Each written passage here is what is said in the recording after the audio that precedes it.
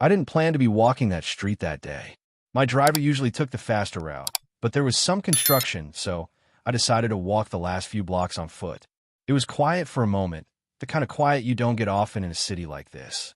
Just my footsteps, the wind brushing against buildings, and a few passing cars rolling by. That's when I saw something strange. There was a little patch of sidewalk near the corner, right next to an old bookstore that had probably seen better days.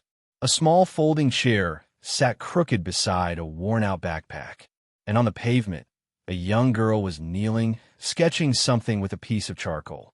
She couldn't have been older than 12. Her jacket was way too big for her, sleeves almost swallowing her hands. Her shoes didn't match.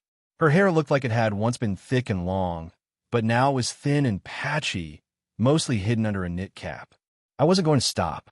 I really wasn't. I had a meeting to get to, but something about her posture caught me. The way she leaned so carefully over her drawing, like the world around her didn't exist. Like nothing mattered more than that one line she was trying to get right. I've seen that kind of focus before, mostly in engineers or rocket scientists, but never in a child. I took a few steps closer, just out of curiosity. That's when I noticed the sign leaning against the side of her chair. Selling art to pay for chemo. It wasn't written in perfect handwriting. The letters were uneven, rushed. But it hit me in the chest like a punch. Chemo? For her? I took another step forward. She looked up at me. Our eyes met for just a moment. There was something in her stare, not fear, not sadness, but something heavier. Like she'd seen things a kid wasn't supposed to. But she didn't look away. She didn't smile, either. She just held my gaze for a few seconds and then went back to her drawing like I wasn't even there. I wanted to say something. I don't know why I didn't. Maybe I was afraid of saying the wrong thing. Maybe I wasn't ready to get involved. But before I could think of anything, she started coughing. At first, it was just a little sound, dry and soft, but it didn't stop. It grew louder. Her whole body bent forward. She dropped the charcoal. People walked by. Some looked. No one stopped. And that's when I moved. I walked straight up to her and crouched down. "Hey," I said. "Are you okay?" She pressed a fist to her mouth and nodded. She was still trying to stop the coughing. When it finally slowed down, she wiped her mouth with the sleeve of her jacket. There was a small spot of red on the fabric. "You don't look okay," I said gently. She shrugged. "It's just a cough." Her voice was small and raspy, like she hadn't spoken to anyone in days. She picked up her charcoal again and started drawing, like nothing had happened. I looked down at the sketch. It was a face, still rough, but you could already see the shape of it. Deep lines around the eyes, shadows across the forehead.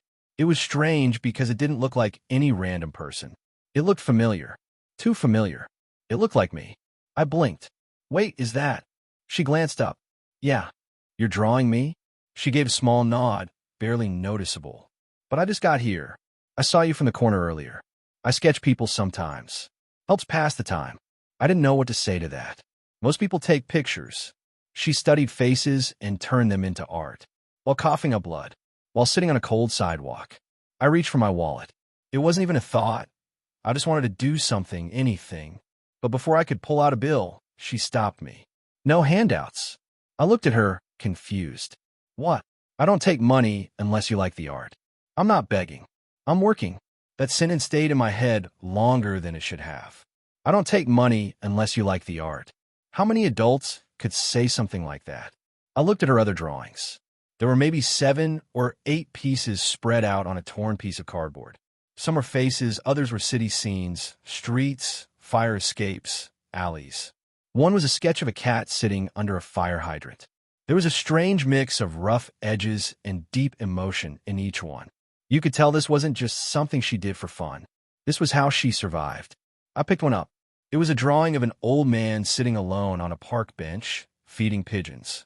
You couldn't see the man's face clearly, but you could feel his loneliness in the way his shoulders drooped. "How much for this one?" I asked.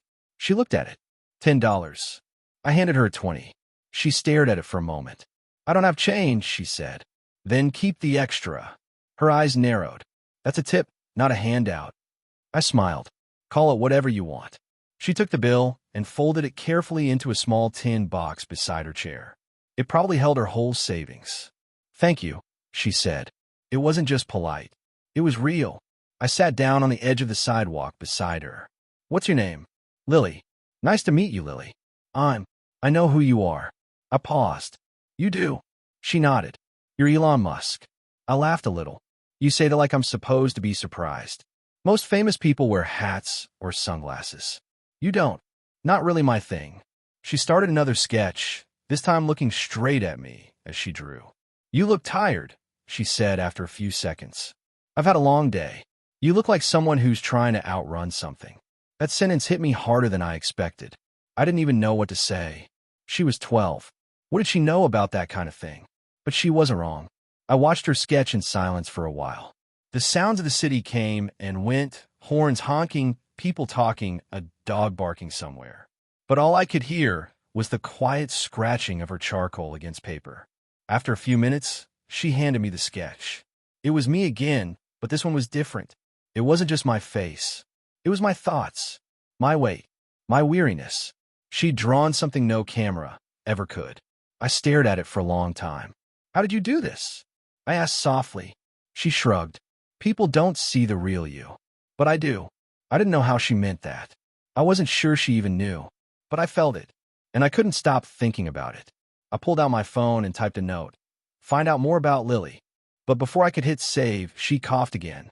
Longer this time. She bent over, shaking. When it finally stopped, she looked up at me, lips trembling.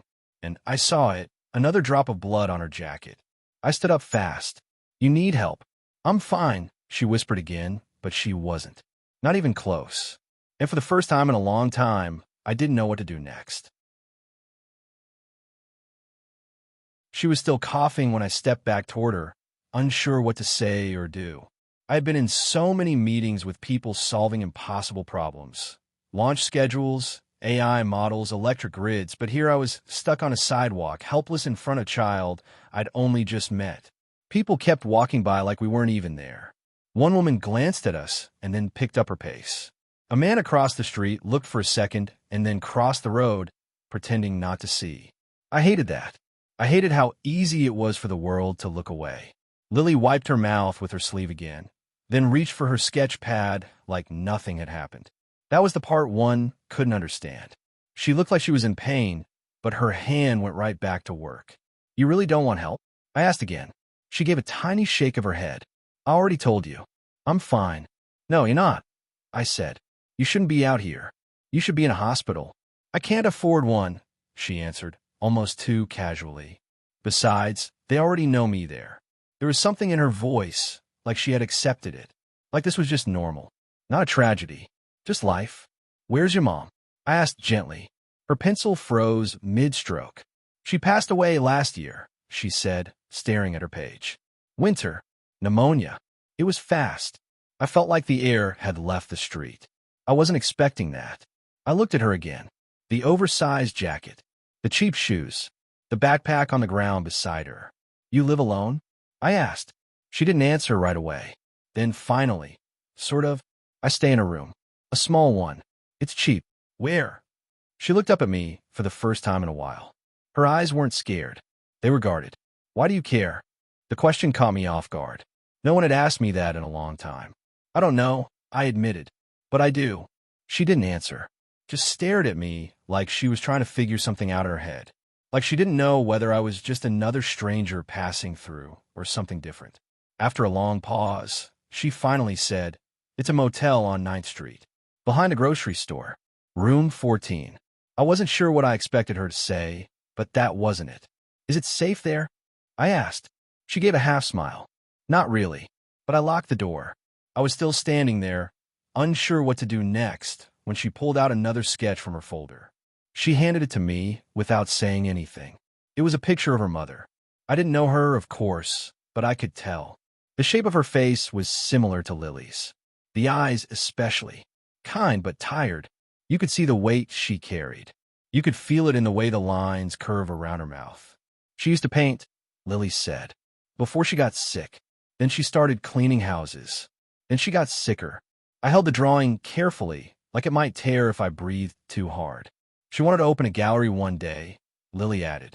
Said she'd hang my work on one wall and hers on the other. Did she ever get the chance? Lily shook her head.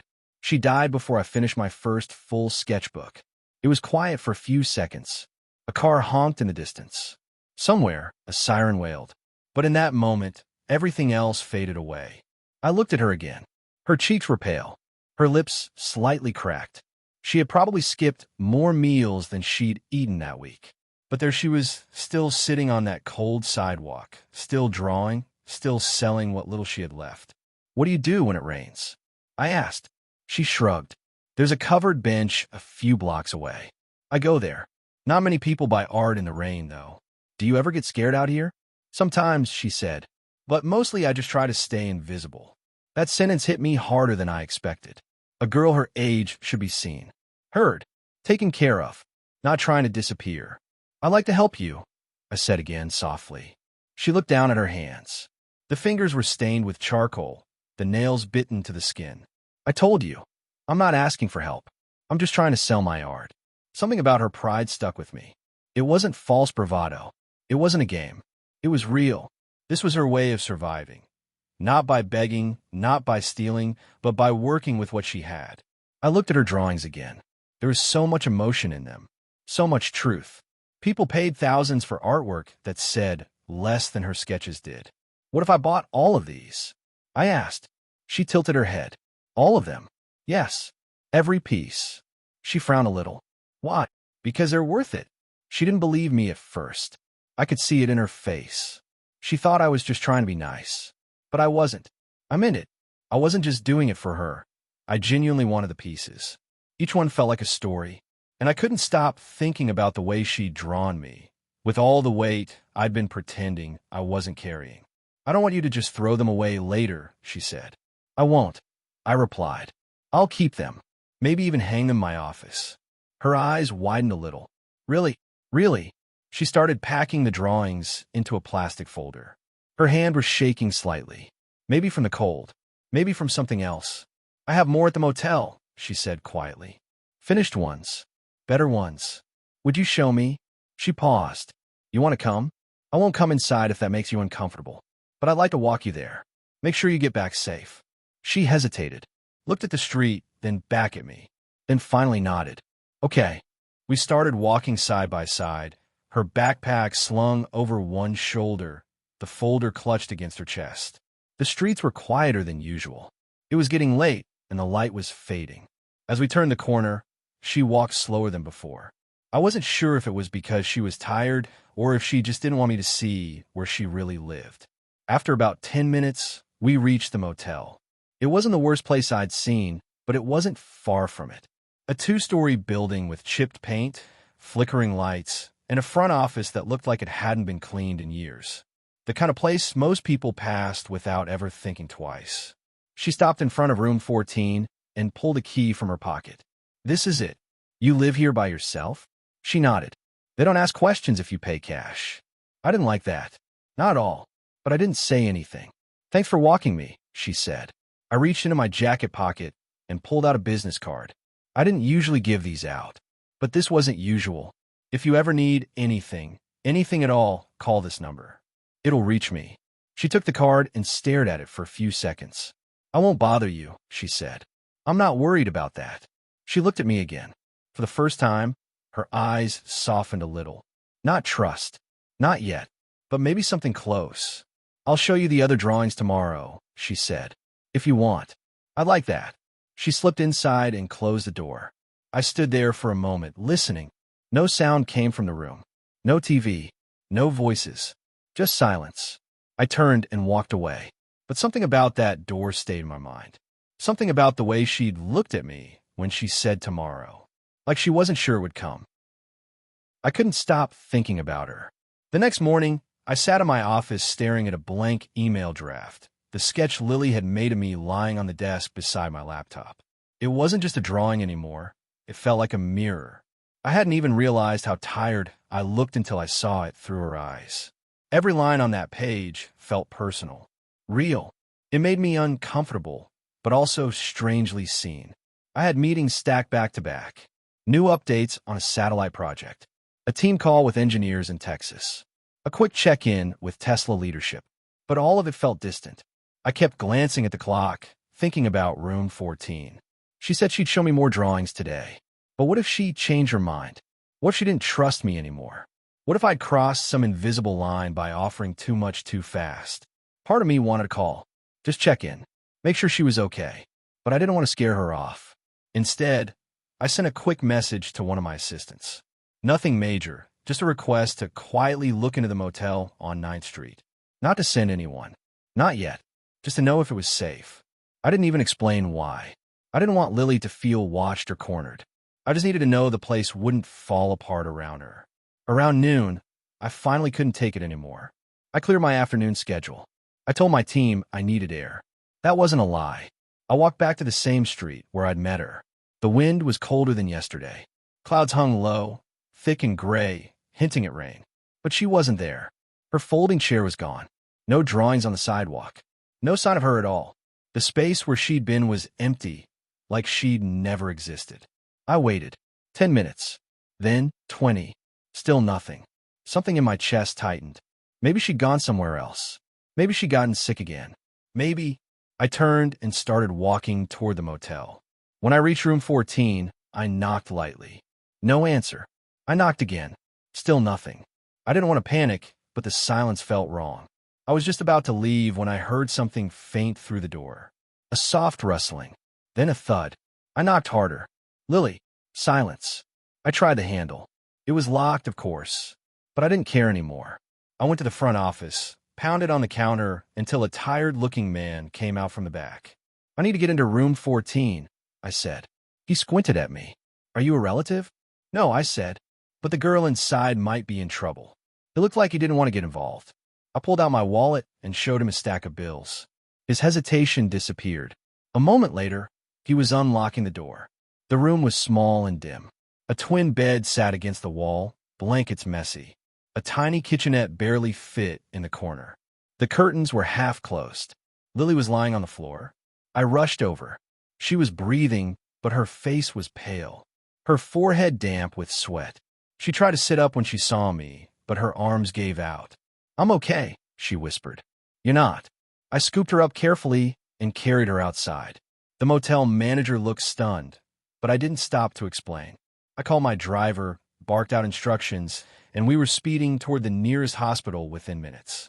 In the back seat, she kept trying to sit up. Don't take me to a hospital. Please. You need a doctor. I don't have insurance. You do now, I said. She looked at me like I'd said something impossible. But I wasn't joking. At the hospital, I stayed until the nurses took her into a room. I paced the hallway.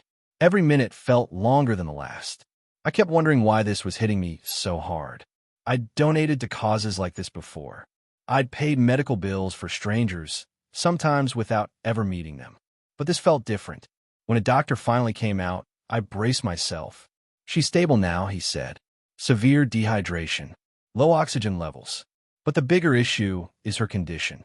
What exactly is she dealing with? The doctor hesitated. Advanced lymphoma. She's been undergoing chemotherapy, but she hasn't had a proper treatment in weeks. I felt a cold weight settle on my shoulders. She said she was paying for it with her art. She's resourceful, the doctor said. But chemo's not something you can skip or delay. I nodded slowly. Can she continue treatment here? Yes, but we'll need to set up a care plan. Do whatever she needs, I said. I'll cover it. The doctor looked surprised but didn't question it. Later, I went into her room. She was awake now, sitting up a little. The color had come back to her cheeks, just barely. But her eyes looked different. Not weak, just tired in a way no kid should be. You didn't have to do this, she said quietly. I couldn't walk away. She stared at me for a while, then asked why. I didn't have a perfect answer. Not one I could explain in just a sentence. I don't know, I said honestly. But when I saw you sitting there yesterday, something felt different. Like I wasn't supposed to walk past you. She nodded slowly, as if she understood. I don't want people feeling sorry for me, she said. I just want to finish my drawings. That's all. You will, I said. You're not alone anymore. She didn't say anything after that, just stared out the window. But something in her face had softened again. Before I left, I asked if she still wanted to show me the other sketches. She nodded, then pointed toward her backpack, which had been placed on the side table. I opened it gently and pulled out a folder. Inside were maybe 20 drawings, all of them raw, full of emotion. Some were of people I didn't recognize, maybe strangers she'd seen on the street. Some looked like dreams. There was one of a girl walking through a field of tall grass, stars falling from the sky above her. Another of a small child sitting on the edge of a giant clock. Then I found one that stopped me cold. It was me again, but not how I'd looked yesterday. This version of me had wings. Torn, crooked wings. And I was standing in the middle of a street, holding something in my hand. A spark. A flame. What is this? I asked. She smiled faintly. That's you trying to save something you forgot you still had. I stared at her. Hope, she said. That's what you're holding. I didn't know what to say. I just kept staring at the page. That night, I couldn't sleep. Not because of work. Not because of emails or deadlines. I couldn't sleep because of that drawing. A man holding hope in a world that forgot what it looked like. And the girl who reminded him. I don't know what I expected to feel when I walked back into the hospital the next morning. Relief, maybe. Or closure. But it wasn't either of those. It was something quieter, something strange. Like being pulled towards something you don't fully understand yet, but you know you're not supposed to ignore. I brought a bag with me this time. Some snacks, a set of pencils, sketch pads, a few books. It felt silly. I'd spent my life building rockets, electric cars, satellites. But for some reason, I had no idea what you're supposed to bring to a sick child in a hospital. I stood in the elevator holding that bag like it might fall apart in my hands. When I got to her room, Lily was sitting up in bed, flipping through an old magazine. Her hair was messy, and the 4 lines looked too big against her small arms, but she smiled when she saw me. Not a big smile, just enough to say, "You came back." "You brought something?" she asked. "Just a few things," I said, holding out the bag. She reached in and pulled out the pencils first. Her face lit up like I'd handed her a piece of the sun. "These are nice," she said softly. "I didn't know what kind you liked." "I like all kinds," she said, running her fingers over the tips. "I haven't had new ones in a long time." I pulled a chair up beside her bed and sat down. For a moment, neither of us said anything. It was a strange kind of silence. Not awkward, just comfortable. Like we didn't need to fill it with words. "Did the doctors talk to you yet?" I asked. She nodded, eyes still on the pencils. "They said I need to stay a little while. Get stronger first. Then start chemo again. But only if I want to." "And do you?" She looked out the window before answering. "Yeah, I think I do." I didn't say anything right away. I just watched her. There was something in the way she said it. Not like a kid hoping for a miracle, but like someone making peace with a long road ahead. "They also said I'd need someone to help me. After I leave." "They're right," I said. "You shouldn't be alone." She looked at me carefully. "Are you offering?" "I'm thinking about it." She laughed a little. "That's a weird thing to say. I guess I'm still learning how to do this." "Do what?" "Care. Properly. Not from a distance." Her eyes softened a little. "You're not so bad at it." A nurse came in a few minutes later to check her vitals, and I stepped out to give them space. In the hallway, I leaned against the wall and pulled out my phone. I didn't even realize I'd been avoiding calls until I saw how many missed ones I had. There were at least 12 from my team. I picked one at random and called back. "You've been off the grid," the voice said immediately. "I know. We got 2 board meetings lined up and media is asking about your schedule." "Reschedule everything," I said. There was a long pause. "Are you serious?" "Yes." "But why?" I looked through the glass at Lily, who was now sketching in her new pad, her eyebrows furrowed in focus. Something more important came up. The team didn't understand. I didn't expect them to, but I didn't care. Something inside me had shifted. I didn't want to be in conference rooms arguing over numbers when a girl was fighting just to survive a week. She'd been more honest with a piece of paper than most people had been with me in years. Later that day, I went to the front desk and asked about the financial side of her care. I didn't want Lily to hear me talking about it. She'd probably find a way to argue. But I wasn't going to let her worry about a single bill. Not anymore. "She doesn't have a guardian listed," the nurse said. "I'll take care of it. You need to fill out some paperwork. Possibly legal forms, too. I'll handle all of it." That night, I made more calls. Not to work. Not to investors. I called a lawyer, then an accountant, then a woman I knew who ran a foundation for kids in medical crisis. I didn't know exactly what I was building yet, but I knew this was more than one girl in one hospital room. Lily wasn't the only one slipping through the cracks. The next morning, I brought her some hot chocolate and a stack of blank canvases. Her eyes widened. You really went all out. You said you wanted to finish your drawings. She started painting that same afternoon. Not sketches this time, full color work. I didn't expect it. I didn't expect how quickly she'd take to it. The nurses started coming in just to see what she was working on. One of them even asked if they could buy a piece. No, Lily said simply. They're not for sale. Not yet. You change your mind? I asked. I want to finish them first. All of them. How many? She smiled. I don't know, but I'll know when I'm done. A few days later, I brought her something else. A laptop. She looked at it like it was made of glass. Is this mine? Only if you want it. What for? You could sell your art online, I said. Reach more people. She frowned. I'm not good with computers. I'll teach you. And I did. We spent hours setting up a simple website. Nothing fancy. Just photos of her work, a little bio, a contact form. She didn't want her face on it. Just her initials, tucked into the corner of each painting. People don't need to know who I am, she said. Just what I see. Orders came in faster than either of us expected. One after another. First 3, then 10, then 20. Strangers from different cities sent notes. Some just saying how her art made them feel seen. Others saying it reminded them of someone they lost. Someone they missed. Someone they still hope to find. She started to smile more. Not the small, quiet ones from before. Real ones. The kind that came from somewhere deeper. But there were still hard days. Some mornings she was too tired to lift a brush. Some nights, the nausea returned. There were times she cried when she thought I wasn't watching. Times she whispered her mother's name in her sleep. I never left her side. She'd never say it out loud, but I knew she was scared. Not just of being sick, but of getting better. Because better meant change. Better meant more unknowns. Better meant letting people in again. One evening, as the sun set outside her window, she looked up from her canvas and said, "Do you think people can ever really start over?" "Yes," I said without thinking. "But really?" she asked. "Even if they've lost everything?" I thought about that for a while. "I think starting over doesn't mean forgetting," I said. "It just means carrying what matters forward and letting the rest go." She nodded slowly. Then she turned her canvas toward me. It was a new piece, her most beautiful yet.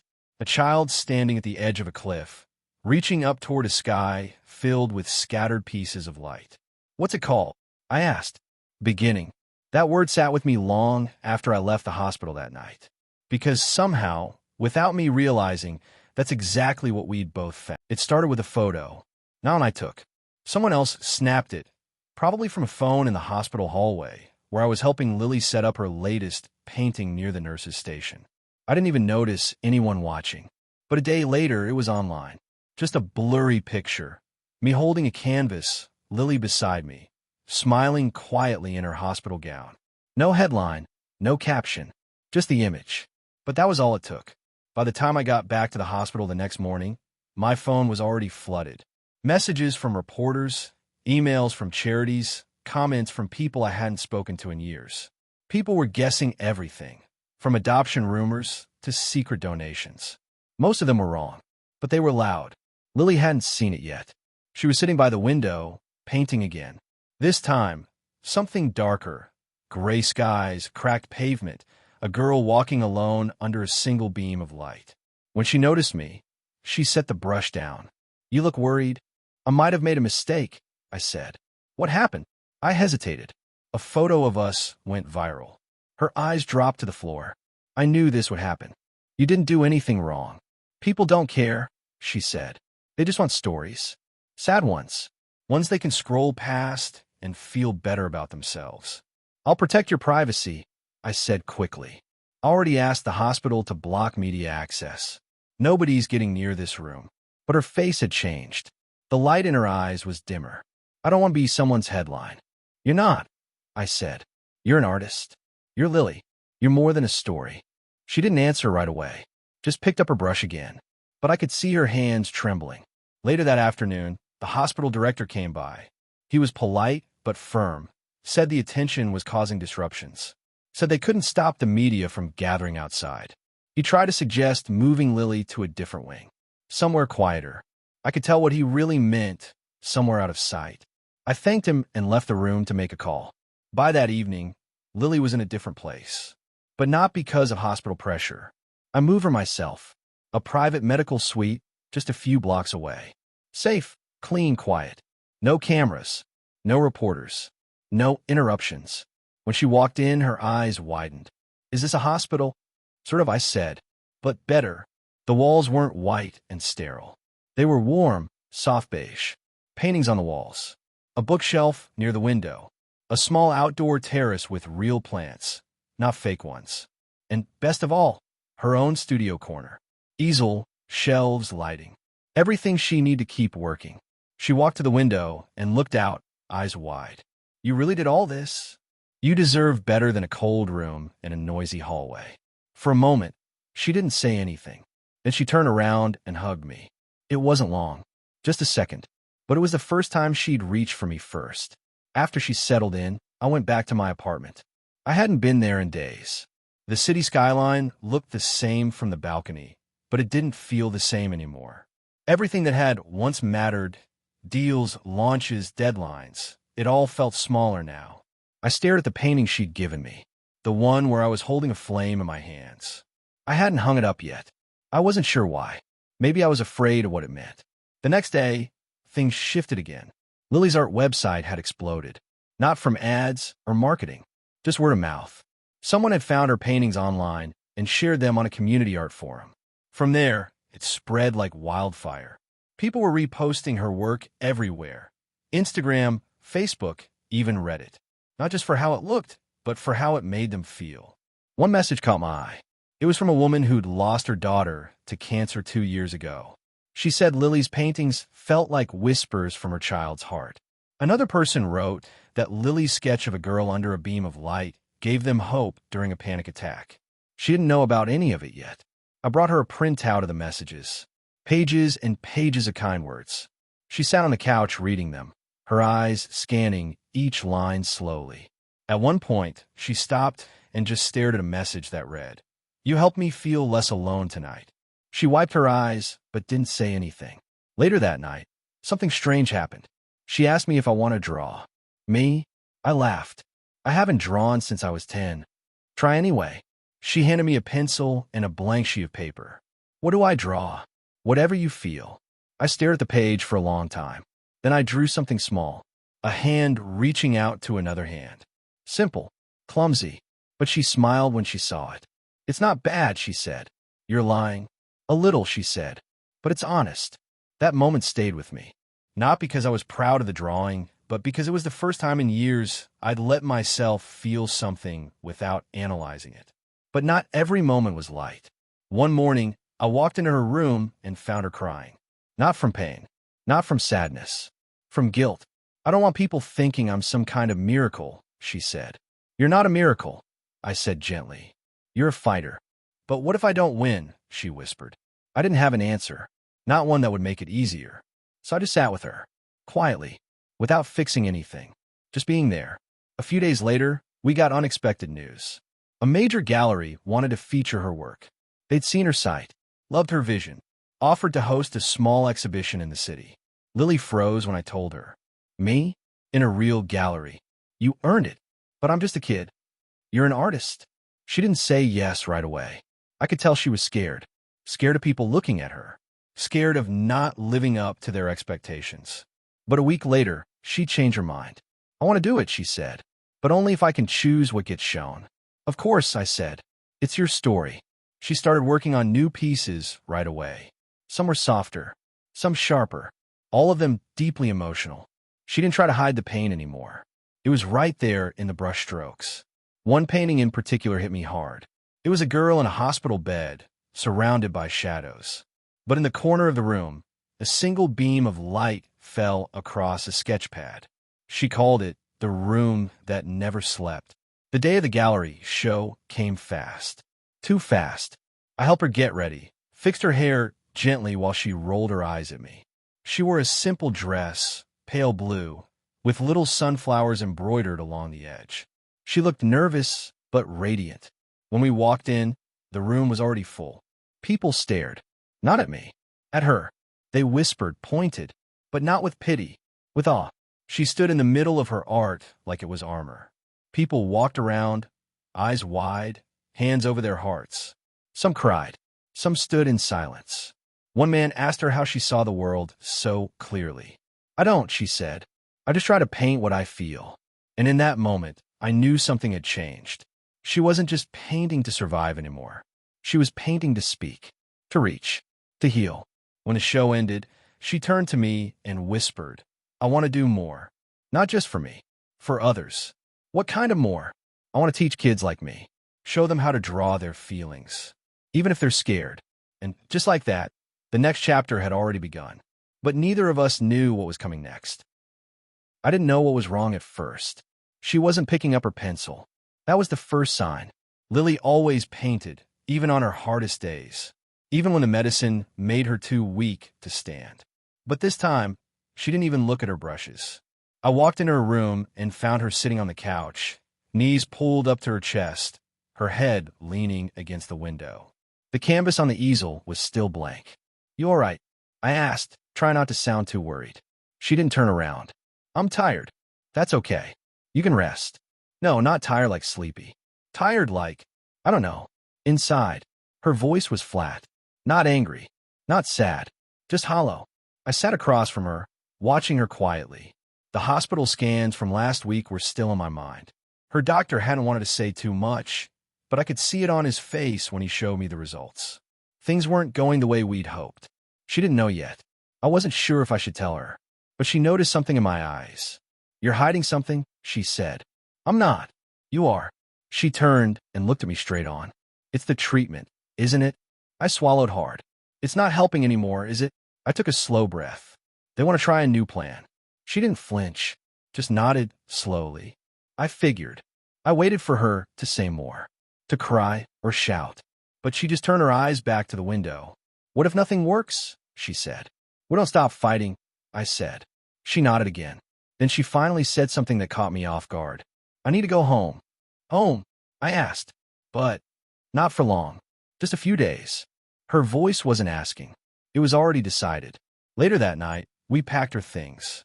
I called her parents, who still lived in a small 2-bedroom house on the edge of town. They didn't ask questions, just said they'd be there waiting. I drove her there myself. The house was modest, but warm. There were old photos on the walls, school art projects still stuck on the fridge. Her mom greeted us with a soft hug, while her dad stood back awkwardly, unsure whether to smile or cry. I stayed only a few hours. I didn't want to intrude. But as I left, I noticed something strange. Lily looked lighter. Not happy exactly, but like something inside her had loosened. I didn't hear from her for 2 days. I try not to worry. I told myself she needed space. On the 3rd day, she called.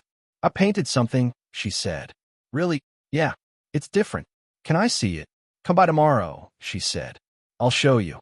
The next morning, I drove back to her parents' house. She was sitting on the front porch with a blanket over her legs, sketch pad resting on her lap.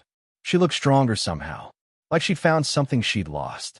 She handed me the painting without saying a word. It was a simple scene. A kitchen table, a cup of tea, 2 chairs, one empty, the other filled with light. "It's called Morning Before Words," she said. I looked closer.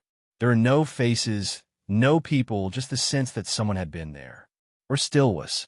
"It's beautiful," I said. She gave a small smile. "It's not about sadness. It's about quiet. The kind where you don't need to say anything to feel okay." I didn't know what to say. "I want to do more like this," she said. "Not big, not loud, just honest." "Then you should." That evening, we sat in the backyard under the stars. She told me stories from when she was little, about how she used to hide crayons under her pillow in case she had ideas at night, about a dog she once rescued and named Jelly Bean, even though it only stayed for 3 days. She laughed more than I'd seen in weeks. But when the moon was high, her voice grew quiet again. "If something happens to me," she said, "will you still let people see my art?" I froze. "Don't say that," I said. "I need to know." I nodded slowly. "I will, even the unfinished ones, especially those." She looked up at the stars and closed her eyes. "Good." The next week, her body started to slow down. Little things at first. Walking got harder. Her hands shook more often. I brought her back to the private suite with her parents close by. Her doctor tried a new round of treatment. It wasn't working fast enough, but something strange happened at the same time. Her paintings were selling faster than ever. People from all over the world were writing letters, sending videos, thanking her for her art. We turned one of the rooms into a mail corner. Letters taped to the walls. Drawings from kids who said she inspired them. A woman from Brazil sent a photo of her own daughter painting for the first time, holding one of Lily's prints. One afternoon, Lily asked me to read the letters out loud. She lay in bed, eyes half closed, just listening. "Read the short ones," she whispered. "They feel stronger." So I did, one by one. "I lost my job, but your painting helped me get through the worst day.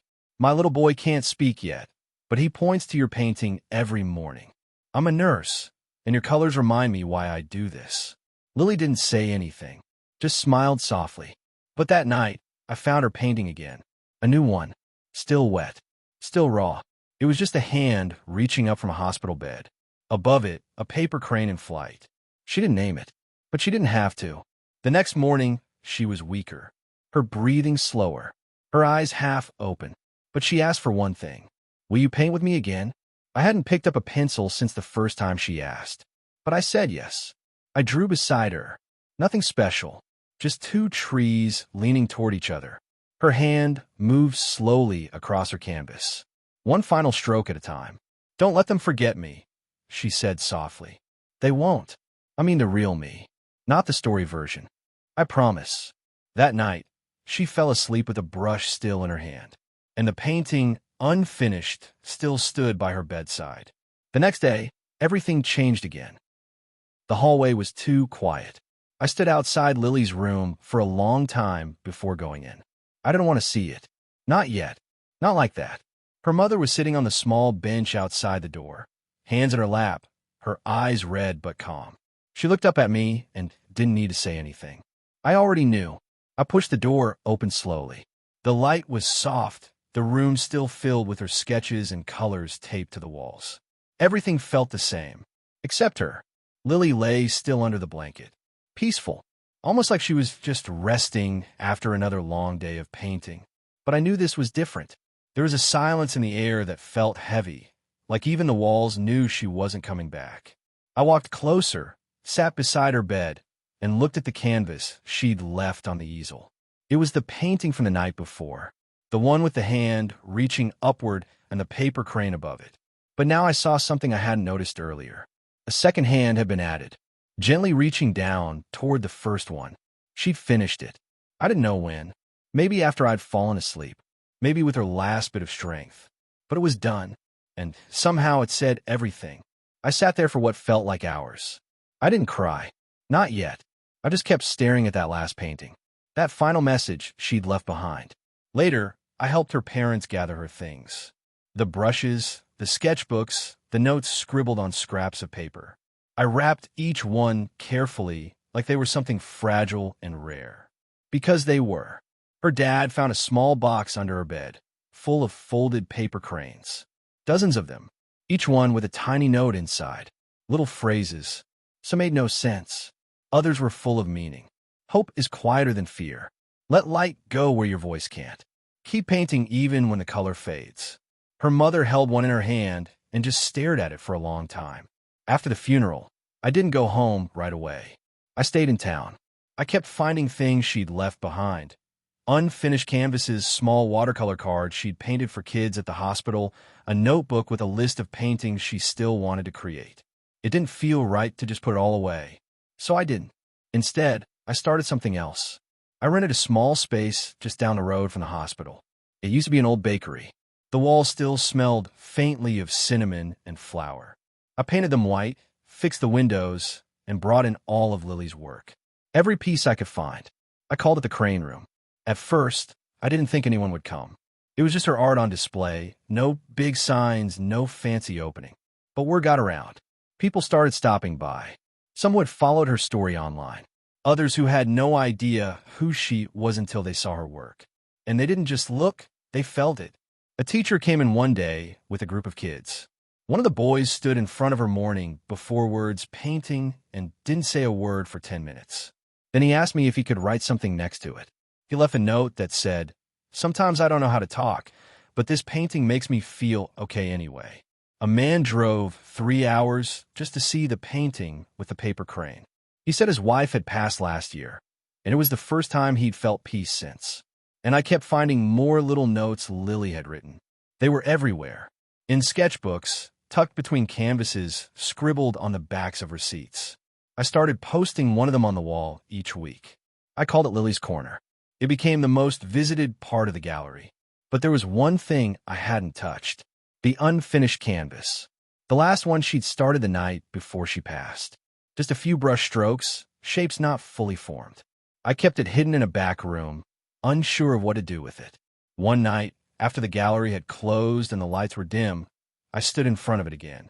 And for some reason, I remembered what she had asked me once. "Will you paint with me again?" So I picked up a brush. I didn't try to copy her style. I just added what I felt. A little color, a small figure, a path beneath her shapes. It wasn't perfect.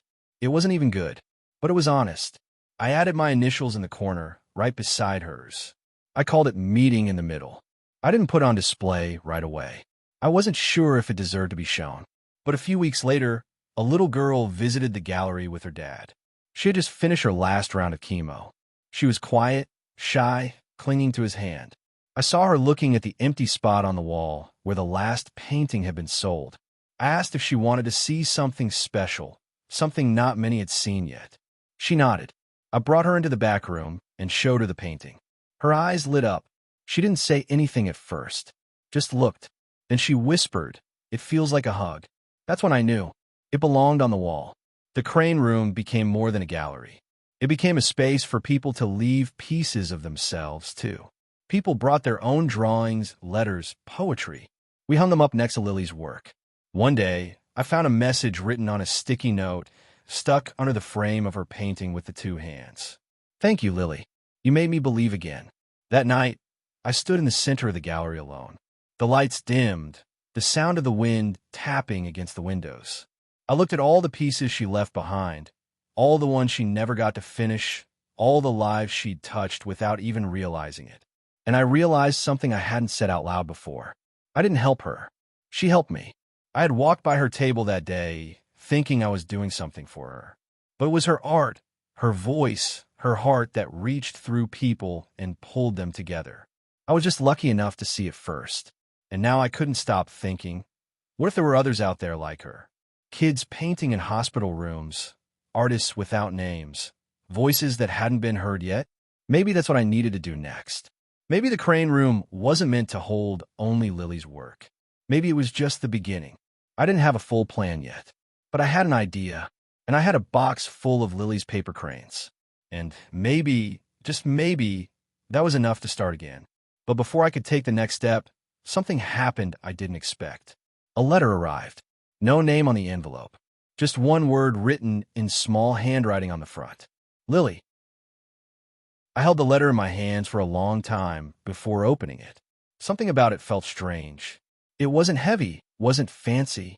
Just a simple white envelope with one word on the front, written in soft handwriting. Lily. At first, I thought maybe her parents had sent it. Maybe it was something they found in her room and wanted me to see. But when I turned the envelope over, there was no return address. No markings. Just that single word. I opened it carefully, trying not to tear the paper. Inside was a folded sheet. No color, no drawings. Just black pen ink on cream paper. The handwriting was the same. Small, neat, but slightly shaky. I sat down and began to read. Thank you for letting my voice live beyond me. I always wondered if people could feel what I felt when I painted. Now I know they can.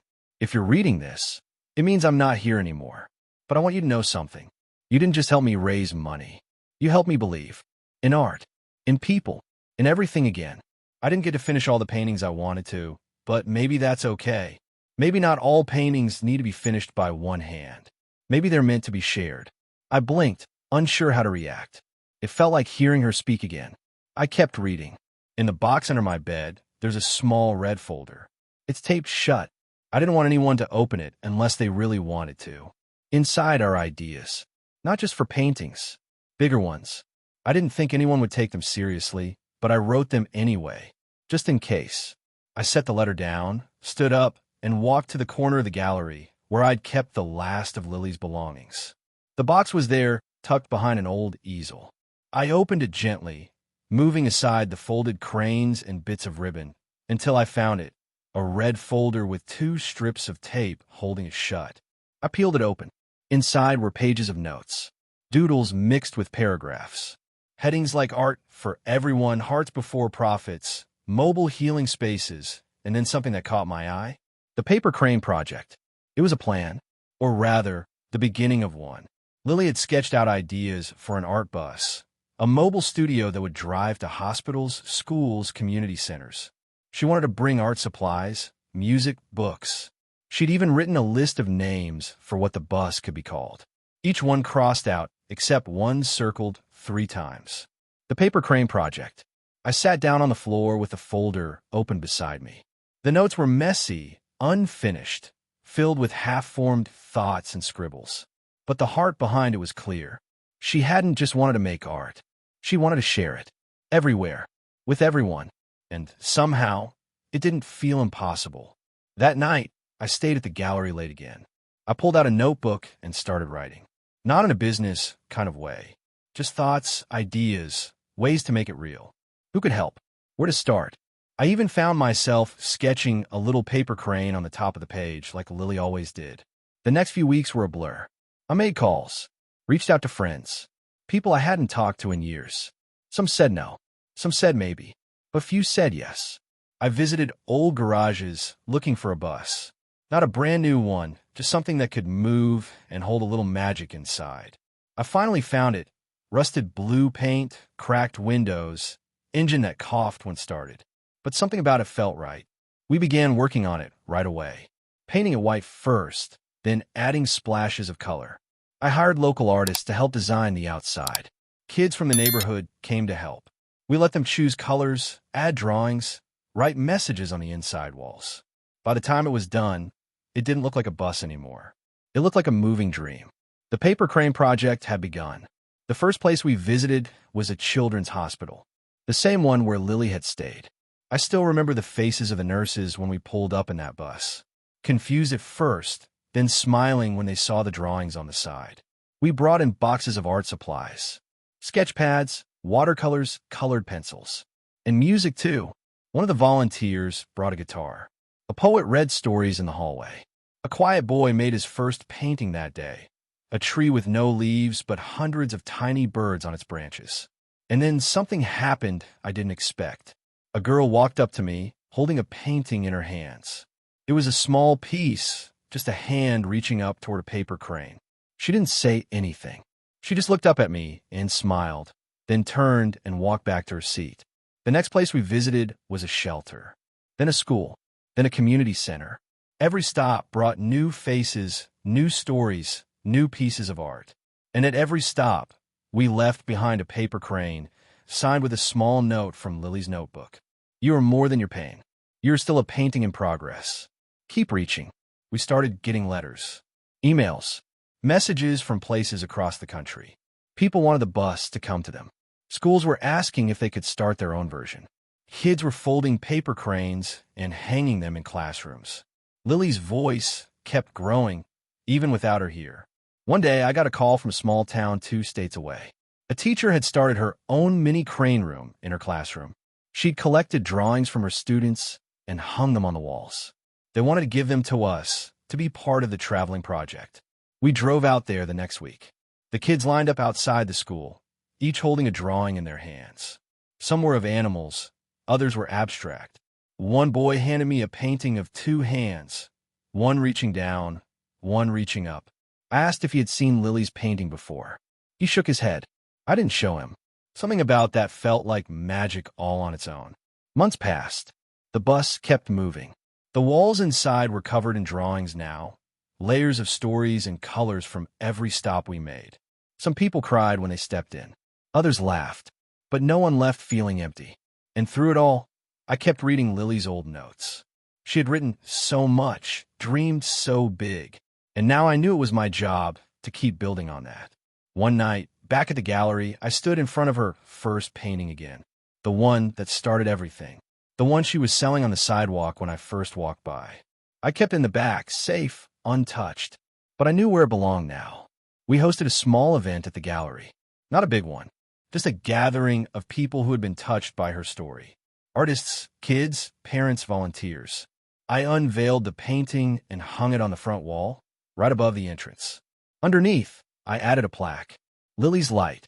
The painting that started 1,000 stories. That night, as everyone left, I stayed behind for a moment. I folded one last paper crane, placed it beneath the frame, and whispered a thank you into the quiet room. Then I walked outside, looked up at the stars, and thought of her. The girl who sold her art to save her life, but gave her heart to save. Thank you for listening to another exciting story from VIP Vault. If you have enjoyed listening to this story, check out our videos here.